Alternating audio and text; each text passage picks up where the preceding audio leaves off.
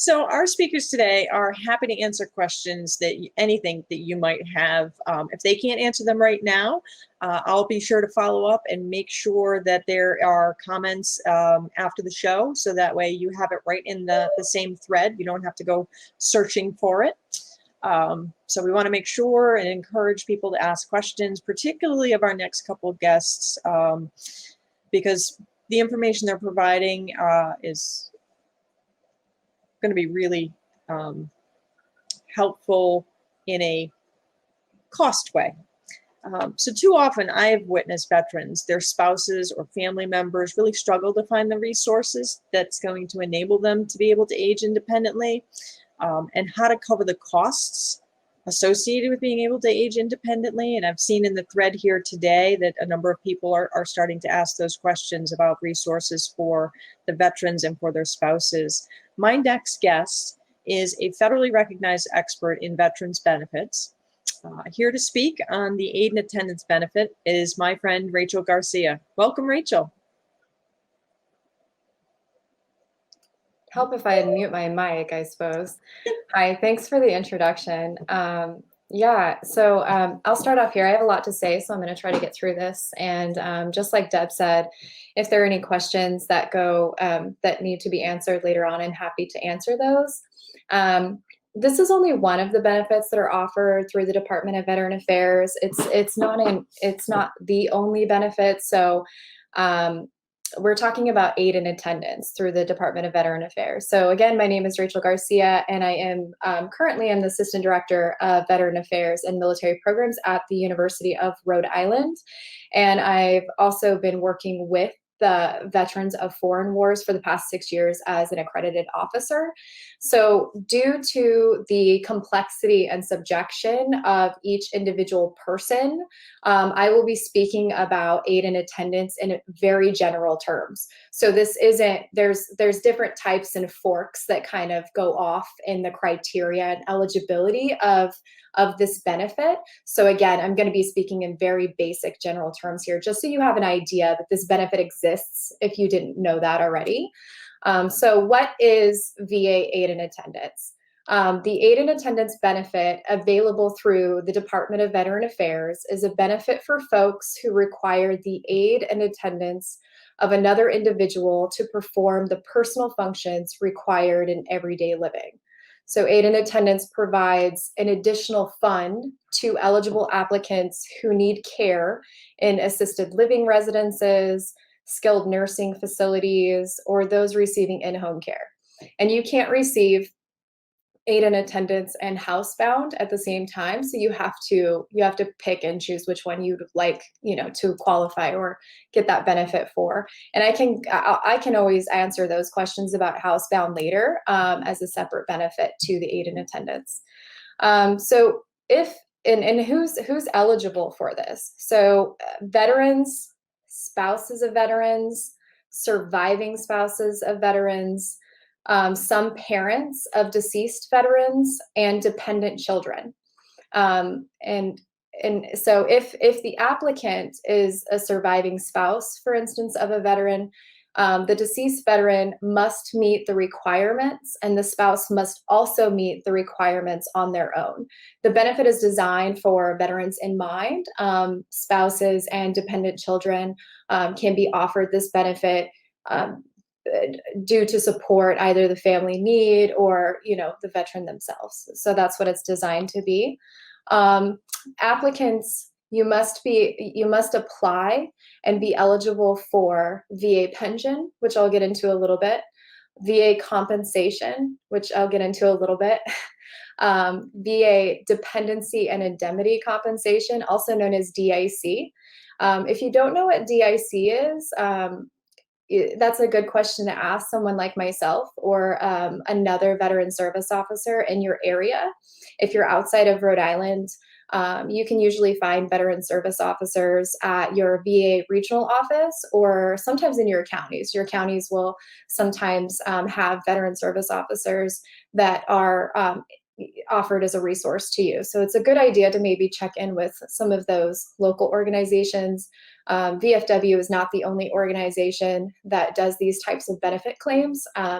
AMVETS, DAV, American Legion, Vietnam Veterans of America. There's a lot of really great organizations out there that can help facilitate and process claims. I don't make the decisions, the VA makes those decisions. I just help with the paperwork and all of the complexity and the laws and the policies and explaining those to either the veteran or veterans' families. So just to be clear, I don't make those decisions, but I'm happy, and all VSOs are happy to help support you during that process. So continuing, so again, the eligibility, right? You're eligible as a veteran, a spouse of a veteran, a surviving spouse of a veteran, some parents, which is extremely rare for me to file, and then dependent children as well. So, and you must also, so a veteran also must have served at least 90 days of active military service. That doesn't include training time. So if you're looking at training time in the form of basic training, tech school, or other things, that wouldn't constitute as active duty time. So you have to at least have 90 days of active military service to qualify. And at least one of those days has to be during a period of war. The veteran must have been discharged under a favorable condition category. So a dishonorable discharge disqualifies any applicant. But just so everybody understands too, another thing that I get questioned often is how to upgrade a discharge status. It is possible to upgrade your discharge status.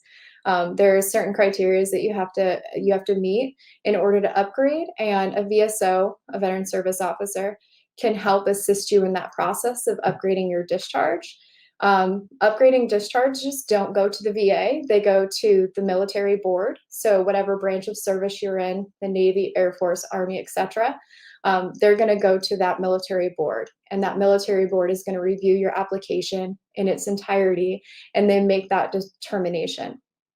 But again, a VSO can help you through that process because it is quite complex and it can be difficult to navigate in some instances. So it'd be a good idea to get the help of a veteran service officer.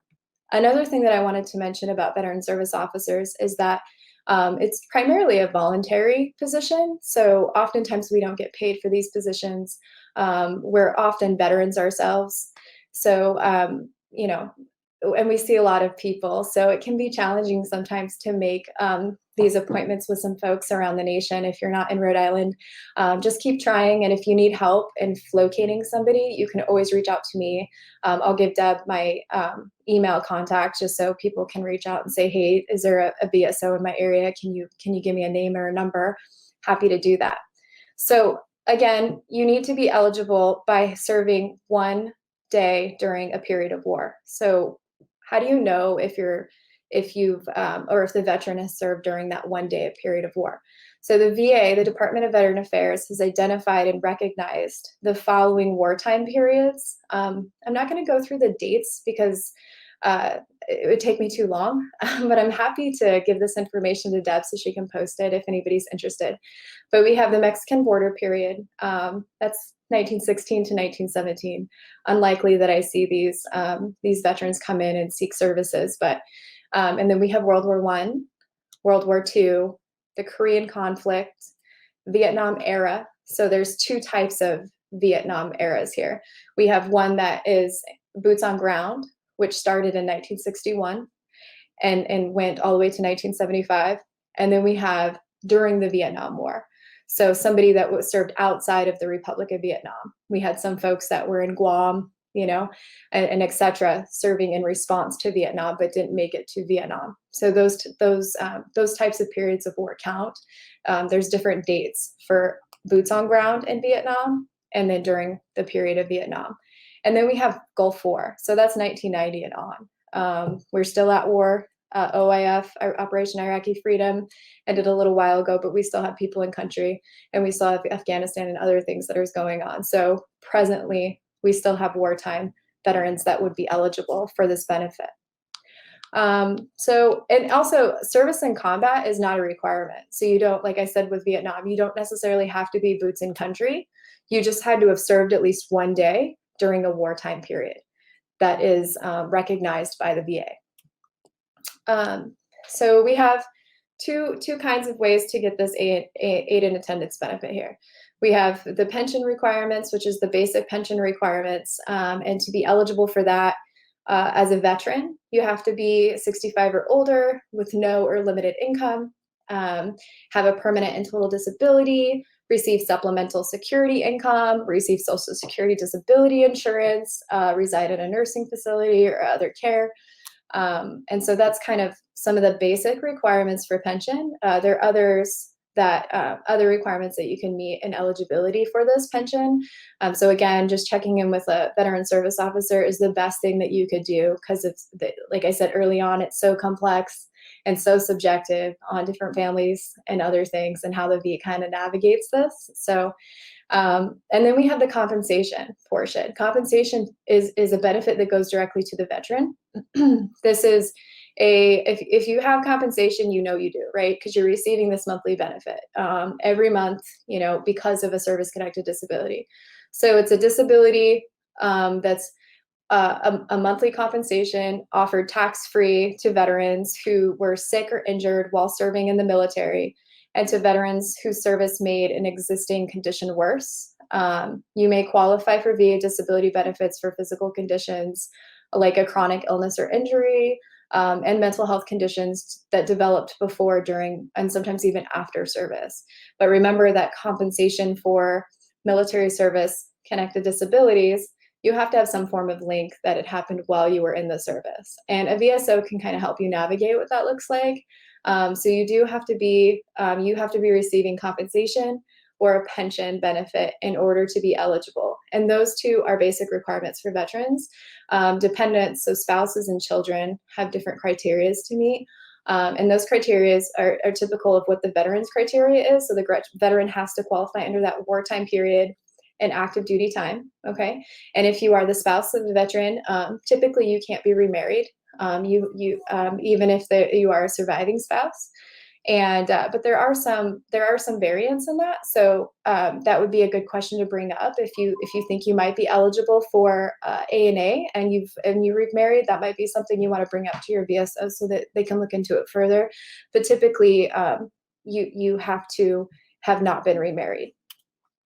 And then there's two sorts of requirements here for ANA. So we have the financial requirement and we have the clinical requirement. So the clinical requirement is if you need aid in attendance, you have to have some form of clinical criteria to meet the benefit.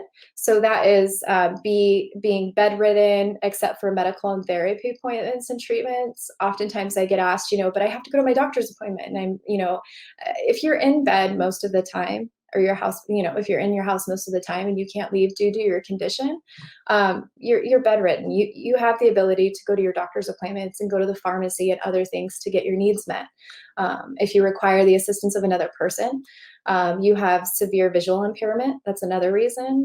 You reside in a nursing facility or a memory care facility, and you require the help with some activities of daily living. So, bathing, dressing, eating, using a bathroom, etc. Those types of things will qualify you on the clinical requirement for aid in attendance. So the financial requirement for aid in attendance is much different than it was a few years ago. So in December of 2018, the VA set a clear upper limit for applicants' net worth. That means that you can't have assets that exceed $123,600. That doesn't include your house. That doesn't include your automobile. That does, however, include anything you have in savings, anything you have in CDs, anything you have in stocks, stuff like that. You can't exceed that $123,600 mark. There are some exceptions to that. If you are, if you need it in attendance and you have $123,000 plus in your account and you're young, right, and that money is most likely not going to last your longevity in life, then there might be some things you can do for that. But typically speaking, the VA is going to look really hard at that number. And again, your house and your automobile doesn't count. The VA also looks at, when they look at that overall amount, they're looking 3 years back. So they're looking at seeing whether or not you've gifted money, right? Or you've sold things under value. So they're looking at all of these 3 years back. And that was something that came into play in 2018. So if you have any questions about that, please talk to a VSO, because they're going to tell you everything that you need to know about that. Rachel, we did have one question. We Yeah. actually had a couple questions come in. I wanted to make sure we got to.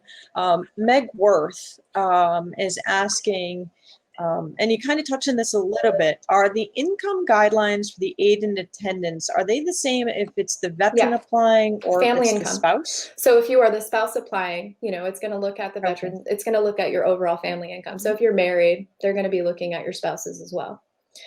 So yeah, 123,600, or that's not income. Sorry. That's your savings. Your income, to qualify for pension, you have to be in or below the congressional recognition of what that looks like for poverty, which I think is like 200% below the poverty line. I have some numbers here, I think. So in order to, let's see, they go by like a single veteran, for instance, your maximal annual pension rate can't exceed 13,000. It's really low. Like if your income can't exceed that amount. So a veteran with a spouse or one dependent is 17,700.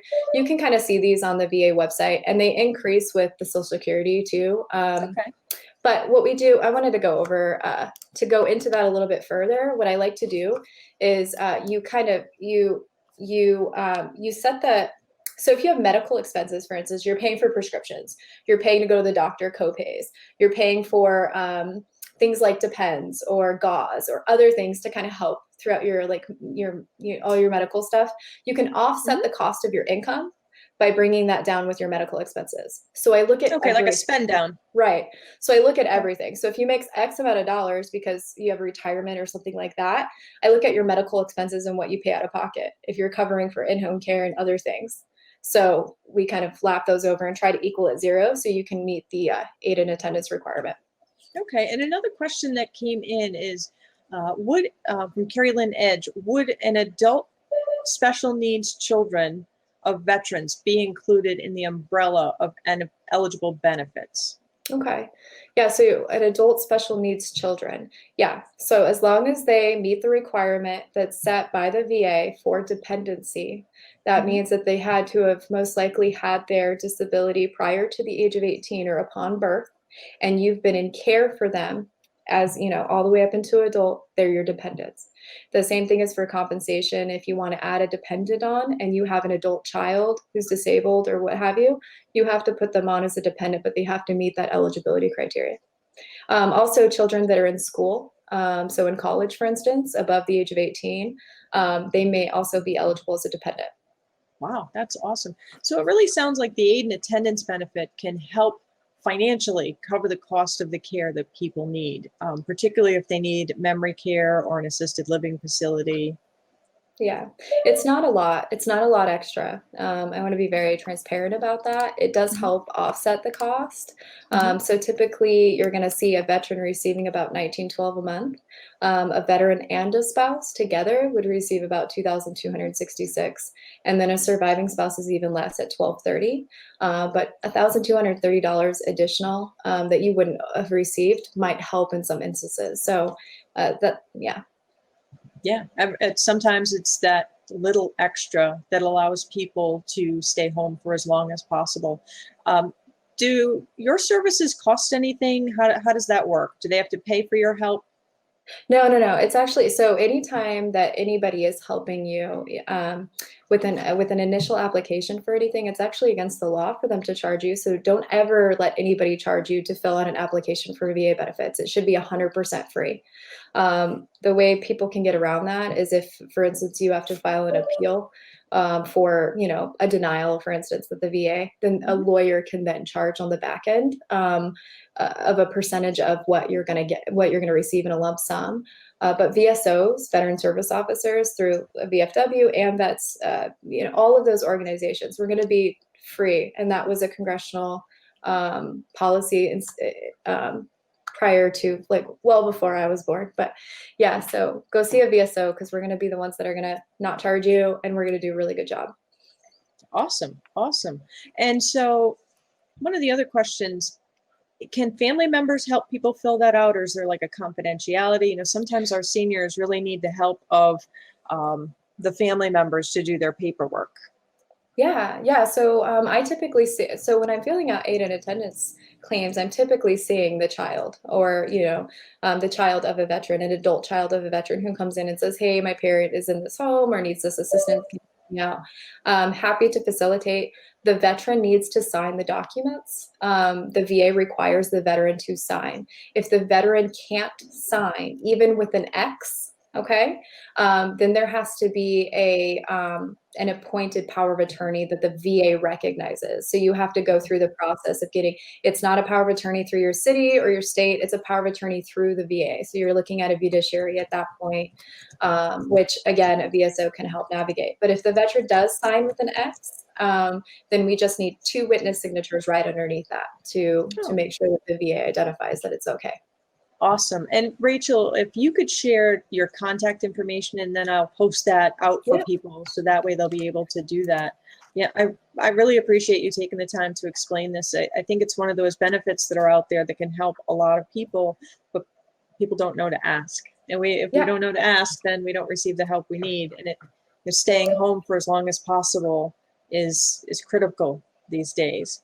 So I really Absolutely. appreciate you coming on and talking about this today. This has been awesome. And thank you for your help in getting this going as well. You've been a tremendous help. Oh, you're great. I just think you're wonderful. So thank you. And again, I'm sorry it's so complex, but see a VSO. I promise it's going to be so much easier and they'll help navigate the whole thing for you. So thank you again. I appreciate it. All right. Thank you.